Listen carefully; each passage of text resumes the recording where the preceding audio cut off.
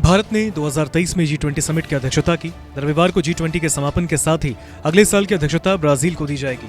इस समिट के लिए दिल्ली में दुनिया भर के कई राष्ट्राध्यक्ष जुटे हुए थे। इस दौरान प्रधानमंत्री नरेंद्र मोदी ने रविवार को अपने कनाडाई समकक्ष जस्टिन ट्रूडो को कनाडा में चरमपंथी तत्वों की जारी भारत विरोधी गतिविधियों के बारे में भारत की कड़ी चिंताओं से अवगत कराया। पीएम मोदी ने ट्रूडो का ध्यान उन खालिस्तानी अलगाववादियों की ओर खींचा जो राजनयिकों के खिलाफ हिंसा भड़का रहे थे और भारतीयों को धमकी दे रहे थे। लेकिन ट्रूडो ने इस पर जो बयान दिया उसको लेकर मीडिया पर अलग अलग राय देखी जा सकती है। प्रधानमंत्री नरेंद्र मोदी और कनाडाई पीएम जस्टिन ट्रूडो के बीच G20 सम्मेलन से इतर द्विपक्षीय वार्ता के दौरान ये मुद्दा उठा। बता दें कि कनाडा हाल फिलहाल खालिस्तानी समर्थकों का गढ़ बना है। पिछले कुछ वक्त से यहाँ पर भारत विरोधी गतिविधियों की खबरें लगातार आई हैं। पीएम मोदी ने कनाडाई प्रधानमंत्री से कहा कि आपके देश में उग्रवादी तत्व भारतीय राजनयिकों के खिलाफ हिंसा को बढ़ावा दे रहे हैं। विदेश मंत्रालय ने एक बयान में कहा, पीएम ने यह भी कहा कि कनाडा में ये उग्रवादी डिप्लोमेटिक इमारतों को भी नुकसान पहुंचा रहे हैं, भारतीय समुदाय को धमकियां दे रहे हैं और उनके पूजा स्थलों पर हमला कर रहे हैं।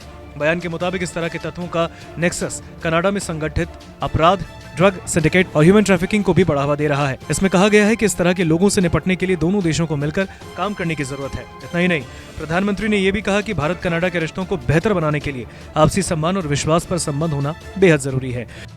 Sikh Khalistani militants in Canada, and the second is the question of interference in Canada by India, which has been cited by Canada's own intelligence agencies. Did neither of those topics come up? No, they both came up over the years with Prime Minister Modi. We've had many conversations on both of those issues.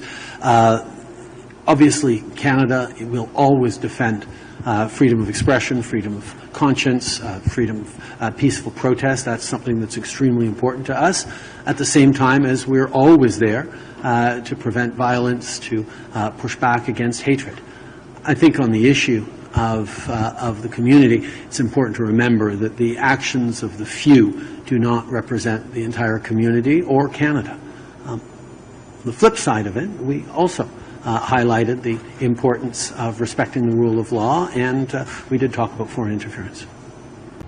वहीं Canada में खालिस्तानी तत्वों की बढ़ती गतिविधियों पर भारत की चिंताओं के बारे में पूछे जाने पर ट्रूडो ने कहा कि उनका देश शांतिपूर्ण विरोध प्रदर्शन की स्वतंत्रता की हमेशा रक्षा करेगा, लेकिन साथ ही हिंसा को रोकेगा और नफरत को पीछे धकेलने के लिए हमेशा कोशिश करेगा। उन्होंने कहा कि कुछ लोगों की हरकतें पूरे समुदाय या कनाडा का प्रतिनिधित्व नहीं करती। उन्होंने कहा कि भारत दुनिया के असाधारण रूप से एक महत्वपूर्ण अर्थव्यवस्था है और जलवायु परिवर्तन से निपटने से लेकर नागरिकों के लिए विकास और समृद्धि के लिए कनाडा का एक महत्वपूर्ण भागीदार है। कनाडा की सड़कों पर हम आए दिन खालिस्तान बनाम हिंदुस्तान का नजारा देखते हैं। खालिस्तानी आतंकी न केवल भारतीय दूतावास के बाहर पहुंचकर हुड़दंग मचाते हैं, बल्कि हिंदू मंदिरों को भी निशाना बनाते हैं।